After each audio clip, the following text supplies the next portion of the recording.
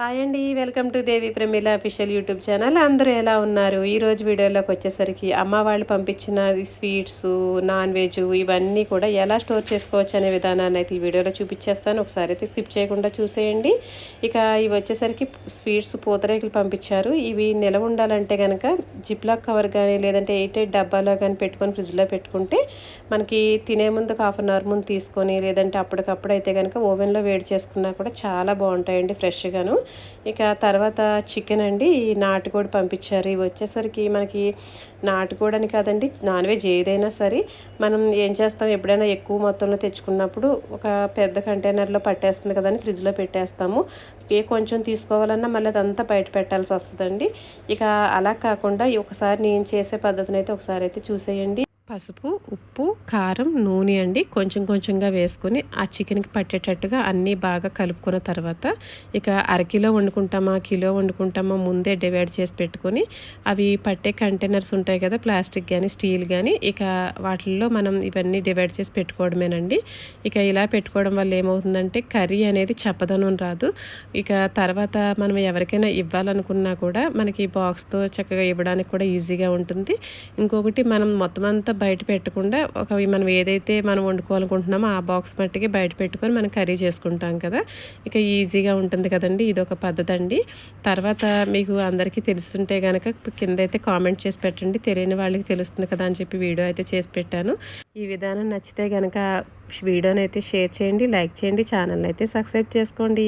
ఇక తర్వాత చేప ముక్కలు అండి, ఈ చేప ముక్కలను కూడా చక్కగా పసుపు, ఉప్పు, కారం, నూనె అన్నీ కలుపుకొని పెట్టుకోవచ్చు. ముందుగా అయితే ఈ పులుసు ముక్కలు సపరేట్గా, ఫ్రై ముక్కలు సపరేట్గా చేసుకోవాలండి. చేసుకున్న తర్వాత మనం ఇవన్నీ కలిపి పెట్టుకుంటే ఇక ఎప్పుడైనా మనం పులుసు కూరలకి చక్కగా విడిగా తీసేసుకోవచ్చు, ఫ్రై ముక్కలు సపరేట్గా విడిగా తీసుకోవచ్చు. ఈజీగా ఉంటుంది కదా, ఇదొక విధానం.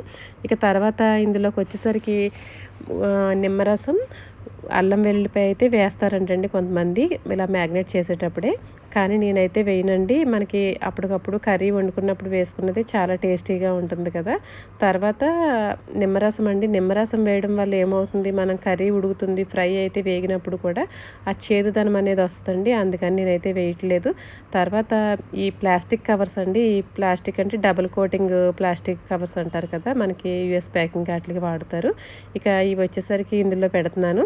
తర్వాత జిప్లాక్ కవర్స్ ఉన్నా కూడా మీ దగ్గర వాడుకోవచ్చండి, చాలా బాగుంటాయి. ఇక స్టోరేజ్కి అయితే మనకి ఎక్కువ అన్ని కంటైనర్స్ పెడితే కూడా పట్టవు కదా, ఇవైతే ఈజీగా ఉంటుంది. ఇది కొవ్వు బిళ్ళలు జన అంటారు కదండి, ఇవి కూడా పులుసు ఉడికేటప్పుడు వేస్తే చాలా బాగుంటాయి కదండి. ఇక తర్వాత ఇలా పెట్టిన తర్వాత మనం ఎవరికైనా ఇవ్వాలనుకున్నా కూడా ఈ కవర్స్తో ఇవ్వడానికి కూడా ఈజీగా ఉంటుంది, మనం తీసుకోవడానికి కూడా ఈజీగా ఉంటుంది. ఇక ఫ్రై ముక్కలండి, ఈ ఫ్రై ముక్కలు కూడా అలాగే పెట్టుకొని ఉప్పు, కారం, నూనె, పసుపు వేసుకొని కొంచెం కొంచెంగా కలిపి పెట్టుకోవడం వల్ల చప్పదనం రాకుండా ఉంటాయండి.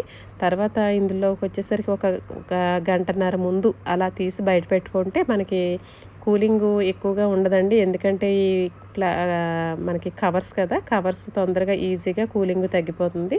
బౌల్స్లోను కంటైనర్స్లో వాటిల్లో పెట్టుకున్నది కూలింగ్ ఎక్కువసేపు ఉంటుంది, గడ్డ కట్టేది. అవి అయితే 2 గంటల ముందు అలా తీసుకొని బయట పెట్టుకుంటే సరిపోతుంది. ఇక ఇలా అయితే నేనైతే పిన్ చేసి పెట్టేసుకున్నానండి ఈ ప్యాకెట్లని. తర్వాత ఇవి గుర్తు ఉండడానికి అంటే మనం ఏ ముక్కలైతే పెట్టామో, ఫ్రై ముక్కలు పెట్టామో బయటికి ట్రాన్స్పరెంట్గా కనిపించేదైతే పర్వాలేదు, కనిపించిన ఇలాంటి కవర్స్ అయితే కనుక వీటిపైన ఇలా చక్కగా రాసి పెట్టుకోవచ్చండి. పులుసు ముక్కలని లేదంటే ఫ్రై ముక్కలని ఇలా సపరేట్గా చక్కగా రాసి పెట్టుకుంటే మనకి కన్ఫ్యూజ్ అవ్వకుండా ఉంటాము. ఎవరికైనా ఇవి ఇచ్చేటప్పుడు కూడా మనకి ఈజీగా ఉంటుంది కదా. ఇది ఒక విధానం అండి. నచ్చిందండి. Thank you for watching. ఉంటానండి, మళ్ళీ నెక్స్ట్ వీడియోలో కలుద్దాం.